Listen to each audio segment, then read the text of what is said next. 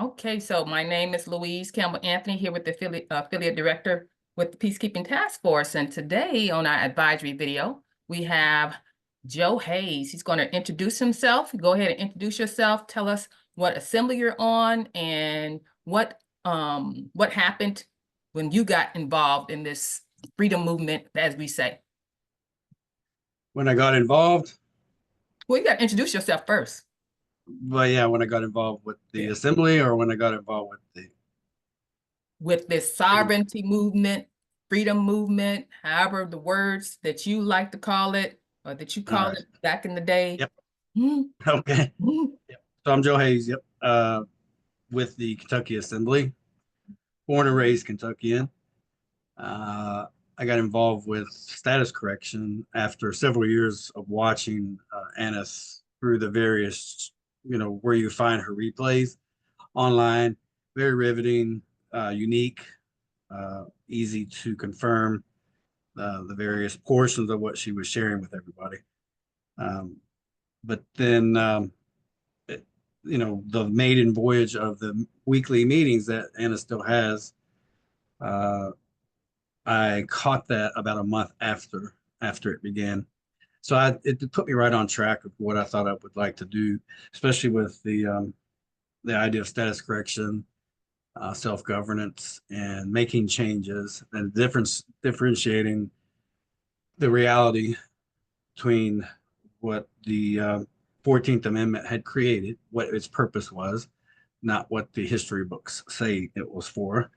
And yes, I was keen on duplicity and the trick of being duplicitous and creating plausible deniability through those duplicitous means. I was aware of that leading up to my knowledge base, basically. And it's not a it's just disheartening that the establishment had, by all means necessary, insisted on having citizenry or employees, subcontractors of subcontractors from the people themselves, and recognizing what the dark side of the capitalist system is. You can be anything you want to be, including the establishment endeavoring to make their corporations anything they choose them to be. So yeah, it was just that creating a corporate entity and then overlaying that onto the people or onto their lands, and by virtue all over the people. So yeah, that was kind of where I decided I wanted to engage with the assemblies, and so I reached out to the Kentucky Assembly at that time. Benjamin Hernandez was the coordinator then, but there wasn't a lot of things going on the counties or on the states. So I was just inundated with trying to assist the states. And with having 120 counties, mine being among them, at that time, I looked out and said, this would be really great if we can get our awareness out to the counties. I didn't quite know what it would look like at that time, but just for people to know, because even to this day, if the powers that ought not be or the corporations feel pressed against times of desperation, that they may pull the plug or limit infrastructure and cause all people to be desperate. And I've always thought then as well as now that we have to be able to provide education to people who are at that time desperate for information. And I this probably leads into one of your other questions, Luis, about before you go into my next question, what we can do to offer them. Yeah. Before you go into my next question, I want you to back up a little bit and give us a little background on where your professional history is, and because that plays into why you saw what you saw at the time you saw it. So let's go back up. What's your professional background? 24 years, 8 months serving in the U.S. Army. Joined when I was 1991, and most of my time has been in the Army National Guard, or at that time, 5.5 years. And then I transferred from South Carolina back to Kentucky and continued to work, take on other skills. They're called MOS specialties, skill sets. And then I got deployed and worked a combination of all three components: active, guard, and reserve. 24 years, 8 months, and then I retired out of the medical command in 2016. So just, following along those decades of just the military type experience, the watching it as a machine operate and serve, I didn't really, I think, well, to insert where my heightened awareness came about status correction was in 2009. That's when I started to really pay attention. I guess probably I kind of grew up in a sense because prior to that, it was just military, the military lifestyle and trying to grow into that organization and see where it would take me, college and all of that, which I did. But it wasn't very fruitful and it didn't Mm, seem to go very far at all until I became aware of the apparatus, the corporation in its entirety, and needing to know more about it. So that's where I gained my uh, discipline and my appreciation for um, completing missions and all missions. It doesn't matter. Not uh, the military. I think gets a. Well, I know that that's not a thought. It's a fact. People who haven't served in the military mhm, just seem to. It seems beneficial or convenient for them to kind of marginalize the military bearing as if to say that that's all that military thinks about is military, but that's not true, of course. By and large, military people they're structured and they appreciate quick, fast, and durable solutions because completing the mission, no matter what it is, training, whatever it is, higher education, that's the mission. Whatever the mission is, that's the mission. mhm, And the military teaches strategies on how to find the take the path of least resistance to minimize loss at all costs and complete the mission. So that's where I took my wanting to help the state assembly through mhm, those disciplines. Yeah. mhm, mhm. So how did you interact with the de facto? Um, have you ever had those pulled on the side of the street or your property taken because you're trying to stand up for your rights or things like that? How did you lead up to wanting to be in this rescue mission? I've never had any controversies like that at all. I was able to um, uh, remove myself from the federal tax club after I retired from the military, of course, which really made it easy. And again, just to show you kind of the thought process of having a disciplined mind to complete missions. Status correction fits perfectly for all prior military. Prior military who has terminated their service, which means they've gone beyond retirement, they are the poster men and women, prior service members who needs to correct their status. Mhm, They're quite perfectly positioned to be the example. mhm, Now, mhm, those who have persuaded or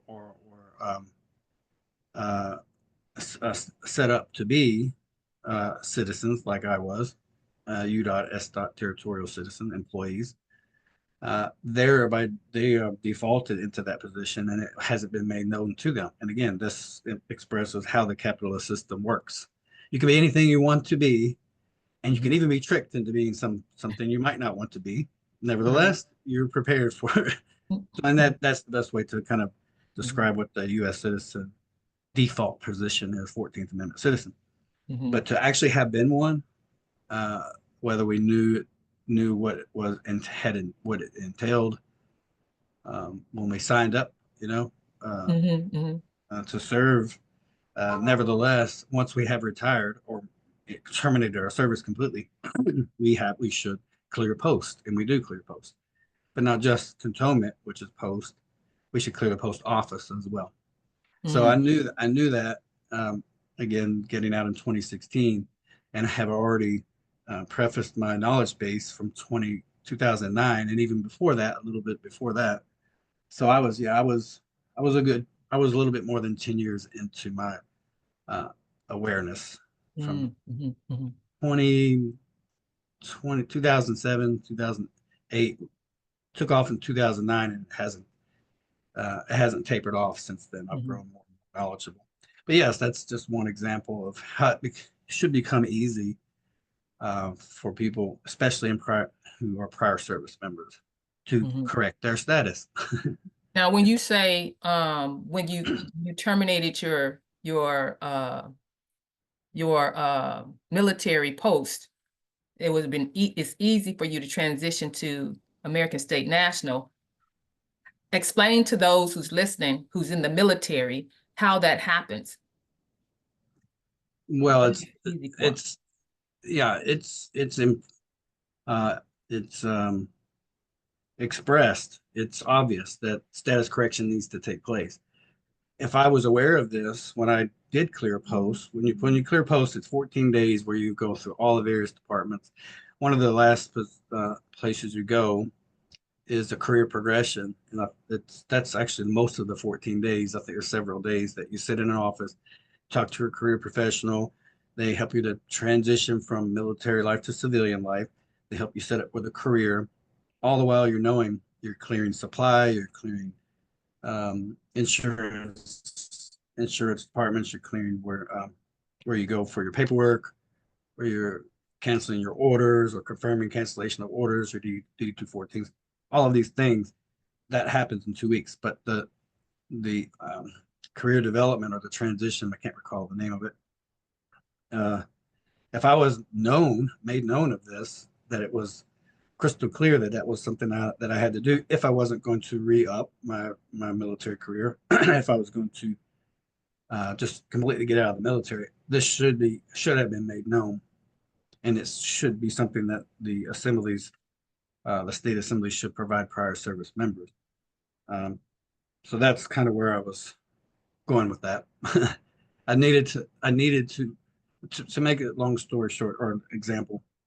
Anybody who's prior service and they are beyond retirement, which means they can't be they do what they need to do to not be considered IRR, um, to where they can be recalled back into service if need be through conscription because they are retired. Retired in the military is not the same as you would expect. You know, when you retire after 20 years from a company, you're done, right? Mhm. And then you draw your retirement upon retirement age. Well, in the military, you can do 20 years and you're still 20 straight years active duty and you're under retirement age, you can draw retirement right then and there. Mhm. So if I did 20 years of active duty from age 19 to 20 years later at age 39, I would be retiring and drawing my pension at that time. That's just an example of how you can kind of sense that that's not completely retired. It's Mhm. something in addition. But yes, the military can call prior service members back if they retire. If you go beyond retirement, then you terminate your service, expiration, termination of service, ETS. That's what I did in 2016. And I was already aware that I needed to be, I didn't know I wasn't aware that prior military was the picture perfect example of those who need to correct their status. Mhm. Mhm. But now I know that, yeah, so it's a really good example of needing to correct one's status, So, whether it's exact matter of fact or presumed. Like for yourself, if you've never served in a state federal position or any office to that degree or in the military, it it may be a little bit more difficult to convince you that you need to correct your status because you've never blatantly served in the federal government. mhm. And so for a military person, your status is a U.S. territorial citizen. So when you Mhm. got out, correct your status, you needed to go back to your birthright nationality as an American Yes. state citizen. And Hmm. that's what you're talking about, what these military people need to know they need to do. Absolutely. Yep. It Mm, should be a part of their clearing their post. It should be made known to them from the beginning when they sign up. That's an obligation, and just reiterate that as their career goes. Or if they get out early, if they get out less than 20 years, when anytime you clear or you out process, when you out process, that should be made known to everybody. But there's not a stitch of that concern, mhm, and mhm, that in itself is a major issue. mm. All of the Okay. people who are responsible for out processing soldiers should let them know as part of their transition back out of the military into civilian life you need to go back and clear the post office. And this Hmm. is precisely why. Hmm. That's the main reason is precisely why. So when you say clear the post office, what does that mean exactly? Clear the post office? When you say post office, you mean the office that you're in, that post, not the No, post the office like I go to the mailbox. no the well the selective service, the green card is it used to be where when you turn 18, um, you they want you to sign up for to be considered deployable or to be able to go into the military. I don't think they do that as often these days. It kind of phases in and out as a need. But when a man turns 18, you get a green card from the post office, and they want you to register to join Oh, the military. Not that you are joining the military, but that you're of eligible age. So that's if that's the first incident or instance of being exposed to a potential military career, then it should be the same exact process of clearing that. oh, okay. Mhm. And this is again, you asked how I would thought to help participate with my state assembly. These are precisely the ways I would be able to help with prior service members for Kentucky. We have two military bases on Kentucky, Fort Mhm. Knox and Fort Campbell, and being in 24 years, 8 months, I know quite a few people um, Mhm. Mhm. who would rather do something else with their life after having gotten out of the military. Mhm. Now, another thing, like in the Resurgence project that we're working on to help all Americans come back to the land and soil, uh, part of in our Resurgence project, we want to deal with this term sovereign citizen.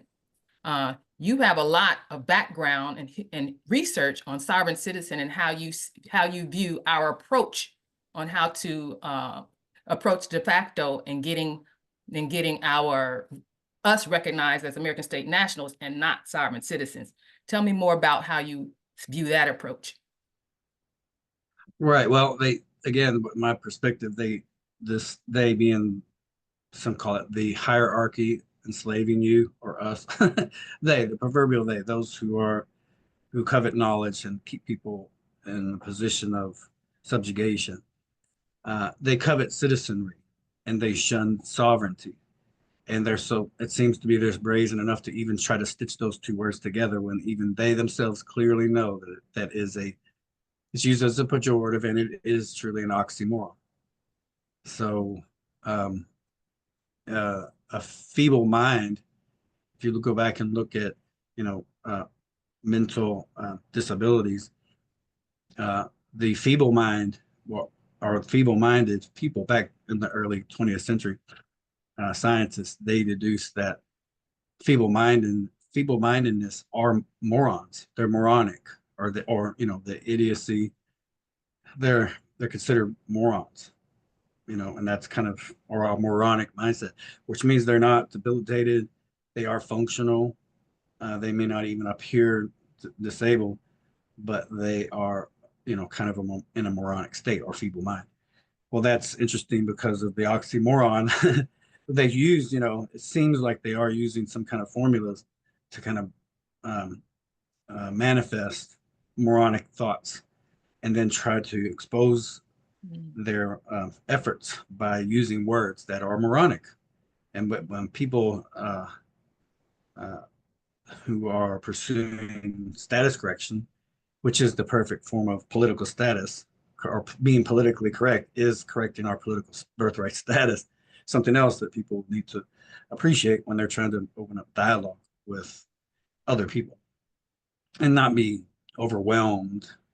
Some people get overwhelmed by trying to convince other people of these truths. That's another discipline we all need to take in. This, share what we know as clear and concisely and as quickly as possible, and then move on or take a pause and let it digest into their minds. But going back to the sovereign citizen, they since they're using these words, to me, they kind of tip their hat to those who are more disciplined to focus on what they're actually trying to say not what they're trying to assert onto people. They're trying to show that, of course, the two words don't fit clearly, but yet they try to insert them. So what are they trying to do? They're trying to bring focus to both separately at the same time. Both words separately at the same time. Sovereignty is what what this is what they lead into. That's why the word sovereign comes first, and not citizen sovereignty or citizen soldiery. This is another thing they covet is soldiery. So, and that's what the term of a military uh, member is, service member is a citizen soldier, Mhm. regardless, especially if they're at the state level. Uh, so if you're active duty service member, you're not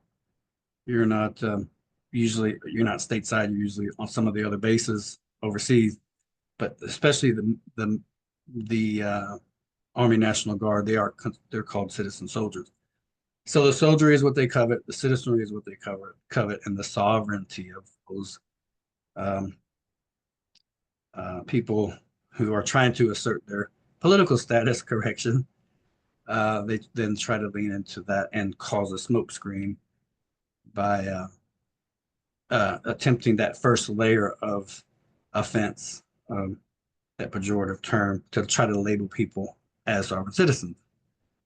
So yeah, it's uh, citizenry is what they covet. So that's why this is one of your questions, I think, at least about how else we can untangle the sovereign citizen nonsense and focus on this citizen aspect of voluntary servitude, which is interesting. I think that's another one of your questions. Mhm. But yes, that's one of, definitely one of the. I can relate to being a citizen soldier for sure, and I see how the two terms are related. Where a citizen soldier absolutely makes sense, but a sovereign citizen makes no sense. So Mhm. that's where I found in some of my more recent research, I've identified a relationship between those two. So those two terms. So how would you advise the American state nationals to approach or respond to the de facto when they're being labeled as sovereign citizens or terrorists and being drugged into the courts or stopped on the side of the road? How would they interact with that? Well, the terrorism that they again, or the establishment, those bureaus, who they're trying to categorize a concern of theirs. So the terroristic concerns that they have is the paperwork, and it's the paperwork against, not of status correction, but against them, and that's, they consider that a domestic terroristic threat. You probably have heard it referred to as paper terrorism, Mhm. and to them that is. And the actual term of terrorism has a political connotation to it first and foremost.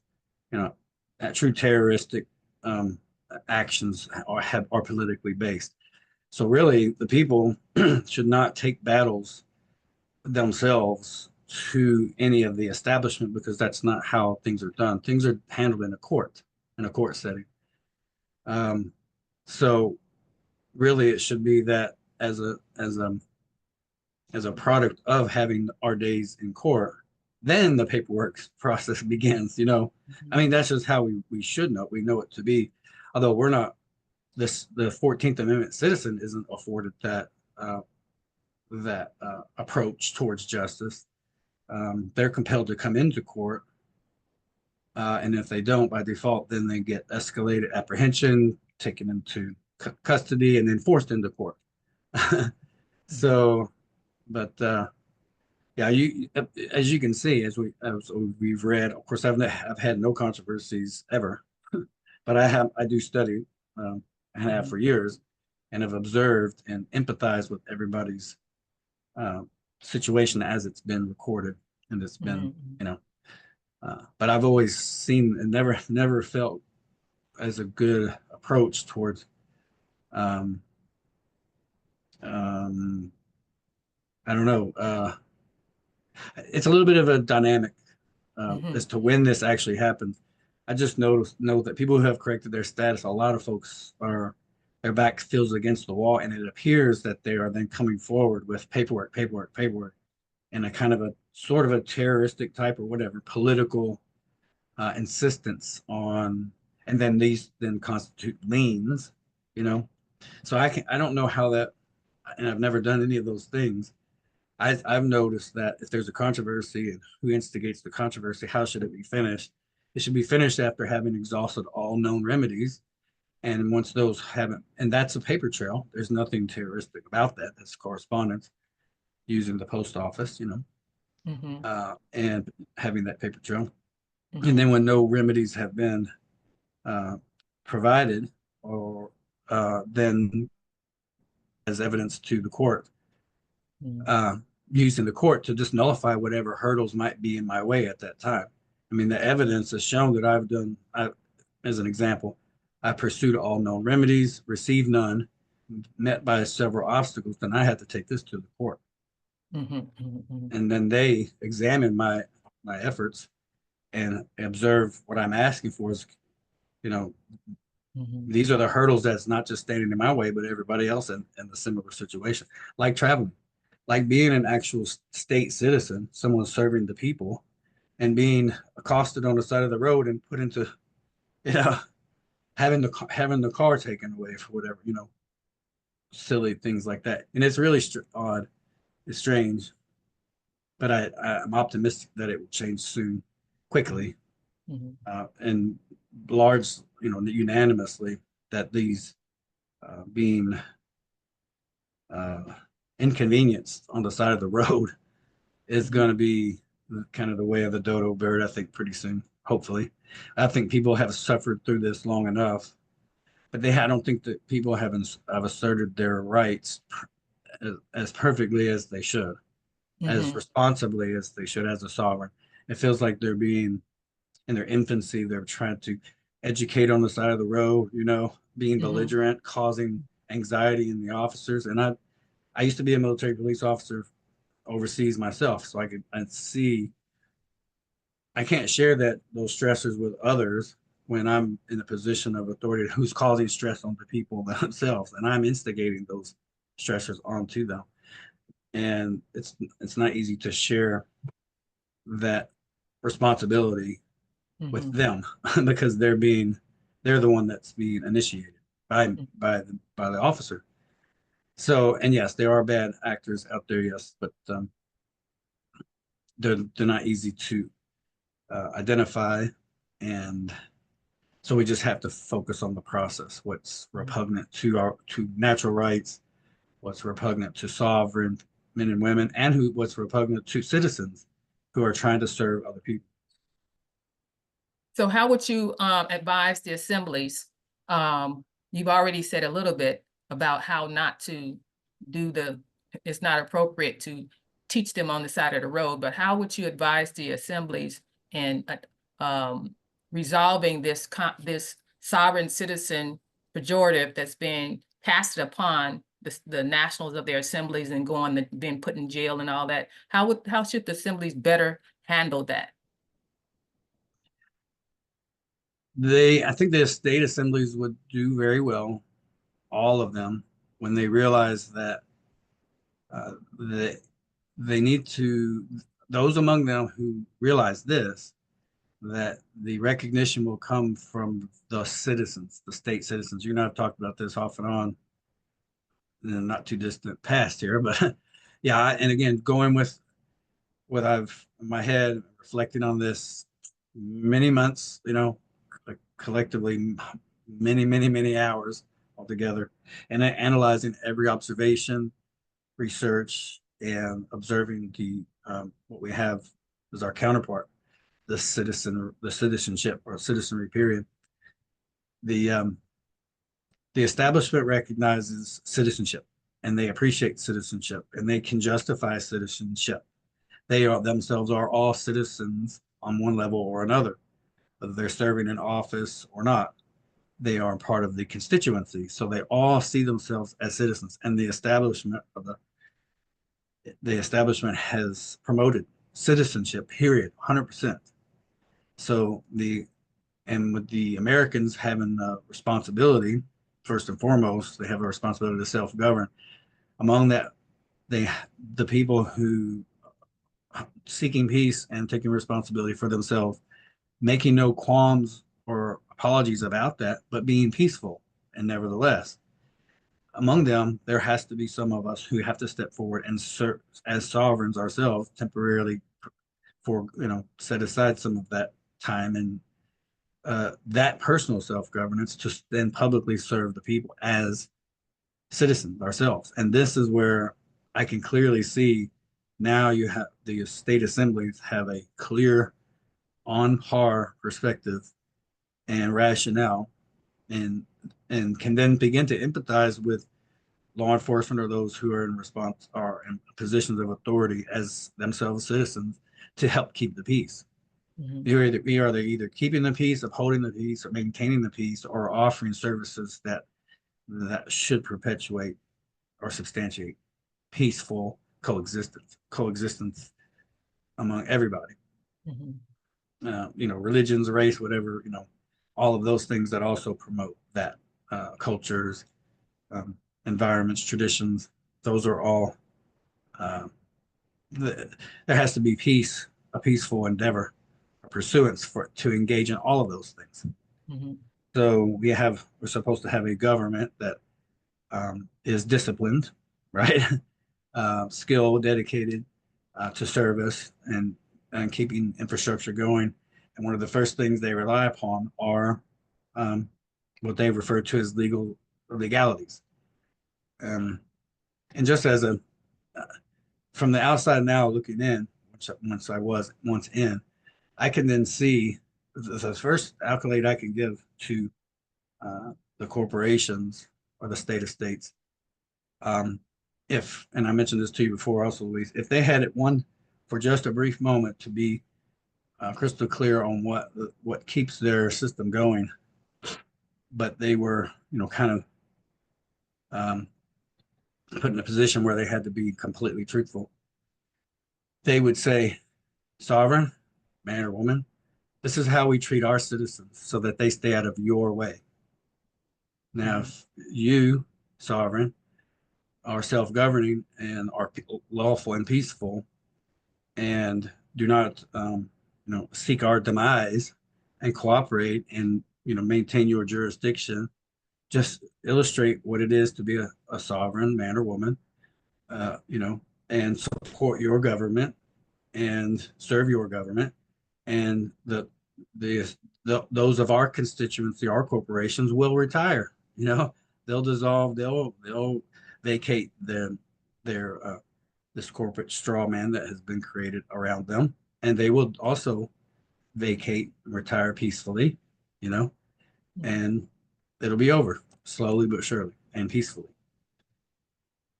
So Okay. I hope that made sense.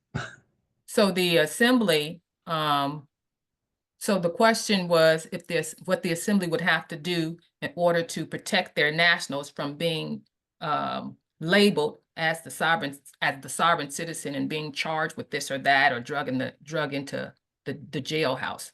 So you're saying that the assembly would need to um, uh, let the de facto know, well, go to interact with the de facto with their own citizenry. So the assemblies have citizenry, American state citizens. Mm-hmm. So you're saying that the assembly need to allow or commission their citizenry to communicate to the de facto citizenry to get that respect of who they are and recognize the jurisdictions and everybody stay in their lane and there'll be peace. Right. Yeah, and the growing assemblies, I think that a lot of the assemblies, some of the controversies, it has to be, again, my observation is that they haven't yet appreciated their own sovereignty, let alone the sovereignty of others. When I appreciate the notion, and then I talk to others who have corrected their status, so the purpose and intent or their self-determination is on the record, and it's the same as what I've placed as well. So I know the same verbiage, right? So the the assertion is the same. So I can relate to that even from a distance. I don't need for you to have to convince me of your status correction because I know of the same verbiage, right? So Mm, now I know, am I speaking with someone who's pursuing service to their state or even more to all states, as part of the federation and those working with the federation? All I see is someone who is trying to move forward peacefully. And it is exhausting, of course, but others who are having strife or what we perceive as strife amongst their people on their state or county, it's kind of a reflection of how they would be with de facto law enforcement. So already, already, if I don't see if I'm trying to work cooperate with somebody or speaking with somebody who has such a disdain against the corporation, then to me that is a hindrance already. We all should be seeking amicable ways to cooperate first with them, well, finally with them, and then ongoing, but first with ourselves. If we can't do that, then you can almost tell, you can almost gauge what's coming next. If mm, people are not going out of their ways to, when they're speaking with someone who has corrected their status and then practice speaking to another sovereign, mm, it's yeah. So that's what I see as people haven't yet, those who are struggling haven't been able to appreciate themselves as being a mm, sovereign because they can't easily speak to others, as royalty, I guess you could say. And mm, we got it honest. We definitely had it honest. You know, mm, if we didn't grow up that way, and we haven't heard stories from our grandparents while we were growing up, then it is hard to really embed that notion. We don't have any basis for comparison growing up, so we're learning to course correct in real time, and it's difficult for a lot of people. mm. That I think we got to sit with that for a while, what you just said. Because it's layered. It's like, Mhm. okay, well, we got to back up. Oh, yeah, we're fighting the de facto and the sovereign citizen stuff and all that, but we got to back up and look at ourselves, about our self-governing. How are we treating each other as sovereigns? Then if we can't treat each other like sovereigns, we can't expect them to treat us like sovereigns. So Right. we have to work on that. Nor can we treat them like the subjects, or the employee, the our employees, as you are subcontractors. How can we treat, which are corporations, so how can we treat them or extend them some level of respect, especially Mm, with the decades and decades of controversy that they themselves are entangled in? So we have to be able to provide them an opportunity mm, and just be vulnerable to the exploits of insisting on cooperating. mm, So paper terrorism or terroristic threats, or and belittling an officer, whether we think that they know or not, that's beside the point. It's irrelevant also. And to teach somebody on the side of the road is not what is necessary. It's dangerous. You mm, know, mm, I to give you a really quick example. I just saw, or just some of my research wasn't very long ago. A Tennessee state trooper was decertified, which means they were fired and cannot serve as a highway patrol any longer, at least in that state, because they were pulling people over just for a joke. But they knew them, they knew, but still, and their commissions, all four of them decided, how sensical is that for you? You endangered yourself on the side of the road as a gag, or just whatever, unnecessarily, I should say. mm, And what if you, and they was, appealing to this trooper, what if you had taken so and so out of their car to talk with them and joke with them, and then you both got struck by, a passing, car or truck or whatever. So it's just kind of one of those things, like routine traffic stops. I know this is more of just the routine aspect of what a lot of people deal with on the side of the road when dealing with, having a license or whatever, or come to find out no license because of a tag or loss of a tag. The time that it has caused that officer to pull over. If you think about it, if you can really appreciate how they can say, "Hey, why did I have to stop you? Why do you have a tag like that?" And it's a reasonable, but that's not something that can be argued right then and there. It can be argued after the fact in court. Like, hey, let's keep the road safe. Let's not have these officers pull us over yet again for these things because it's not safe to stop on the side of the road. Mhm. Obviously, right? Mhm. Mhm. If you stop on the side of the road, it's got to be an emergency. It should be an emergency. Which that's the Higher, only reason they're supposed to be stopping you in the first place. So it's their right, bad to start off with. right. But but but Actually. did but did we kind of did we can we at least say just as people trying to be self-governed, how can we keep them from having to do so? Mhm. So it's Mhm. going to take time. We can't just continue to cause the same controversy that they see as a necessity, right? Mhm. Mhm. We can't be subjective to that Mhm. insistence. We have to be objective. We have to say, okay, well, we don't need to be continue to be pulled over. So how do we remedy? How do we offer remedy to the officers? Mhm. You know, Mhm. and this can be settled By in our jural assemblies. We can say, officers, we know you have a job to do. This is what is standing in our way. So we'll offer this to your services so that you can identify us as anyone else.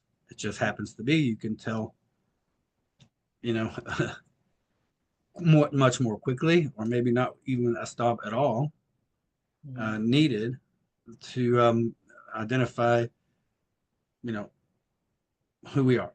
You know, Mhm. Mhm. so I don't want to take up too much time on how that can be, but yeah, the assemblies should be appreciating and respecting their own time and their own efforts by offering remedies to the very system that's hindering their efforts. Mhm. Remedy is a kind of a two-way. It's a negotiation. Mhm. Mhm. Well, I like to thank you there, Joe, because those are some good insights for the assemblies to kind of think about and kind of process to see what creative ways they can think of. They can create a remedy for for these problems that we're facing day to day with our American state nationals not being recognized and being called sovereign citizens and stuff like that. Anything else you'd like to leave with the assemblies before we end here? Yeah, just one example, just to kind of add to that creativity. And going back to what would cause without any mechanical errors. And I know this is like beating a dead horse, but this horse seems to entertain pain, trauma, so to speak. But yeah, I mean, an officer, okay, so they're traveling in their cruiser. Typically, they have, it's in some states, and it is a quota-driven service. They're on 10 hours. Some states, they're expected to conduct a stop, concerned stop, once every hour. Some states, so it's 10 and 10 hours, or sometimes it's 2 in 1 hour. So it's 20 engagements an hour. So let's try to empathize with that. One of the things that I noticed, as you can imagine, all of the states have this convenience on their purchased license plate. They'll have a color code, which is dedicated one certain code and number, or color code and number each year. After that, it changes numbers and it changes its color, right? And it goes on our license plate. That's one of the first things, especially at a stop, that officers can see from a fairly a safe distance, but close, and they can determine that. Also, they can see that clearly once they have engaged in a stop and are conducting investigations. Whatever. Again, routine. They can go. Then they can see that will perpetuate their concerns about the legitimacy of the car or truck being on the road. We know it's a commercial uh, expectation for them. Mhm. We know that it's reserved. This is not a federal persuasion that the federal government or Supreme Court, insists that uh, the states uh, are not mandated by the federal government in one way or another to cause anybody to have a driver's license. All of your law enforcement will tell you that it's the states. Well, yes, but when you hear that, it's the state assemblies. If the assemblies can realize what is being said, yes, this is a state function. It just so happens that all of the 50 states seem to follow in lockstep with one another, that everybody has a driver's license, that whatever. and that everybody had the license plate insurance. That's not all true for all states, but yes, if you traveled all 50 states, you had the pleasure of being pulled over by at least one officer in all 50 of those states, and it was for the same reason, like, not a license plate or whatever. We would all experience the same way. You have to have a license plate in the state of, and the state of, and the state of, the state of. So how do we offer a remedy to expedite from this point forward or near future forward, never to have to be concerned about being, or at least offering a remedy, not to have to be and inconvenienced by being pulled over because we have a strange placard, right? Mm-hmm. In my view, if I purchased a car and I can appreciate what is being offered as a service for having a state issued driver's license, I would take that as, again, this is as a negotiation approach. Okay. But I'm not going to register that car beyond my first purchasing of the car and the license plate. For the life of that car, unless I damage the license plate, that would be my license plate. But now the registration, and again, this is just a little, as you mentioned, clever. Registration versus matriculation. If you look at the two words, it makes sense that, this can still be registered and under your service, but I'm not going to continue to give this over to some other entity and provide it 9/10 of possession, and I retain only 1/10, or whoever retained 1/10, which is the highest, is the authority over it overall, and the meager 9/10 is just me having physical possession. But because of laws and statutes and ordinances or whatever the case is, that you can take this. How can you take this? Because of not having insurance or whatever, right? So anyway, the point is, we can offer remedy through our courts that they recognize, especially on my county. So this could be as a precedent on my county moving forward, that I would, from that point forward, on the next year, purchase a little sticker that goes in over my old registration sticker. That's a black and white, and be there, and that's it. Now they can at least, and my county would know this. This is kind of the potency of offering remedy. We offer, it's a negotiation. Fortunately, or fortunately, this is just how it is, that we have to be really clever and not just be insistent on, I'm going to write anything on the back of my car, and that's just the way it is. I'm not going to have anything, and you can't stop me. That's just not reasonable. It really, truly is not. Think about it. So anyway, that's one of the examples that I was One of the referring. creative remedy examples you wanted to give. That's good. Yeah. Okay. Well, thanks for obliging us here, Joe, for our advisory video for the Resurgence Project. We appreciate you. And you have a good day, okay? Thank you All right. Bye-bye. for your time.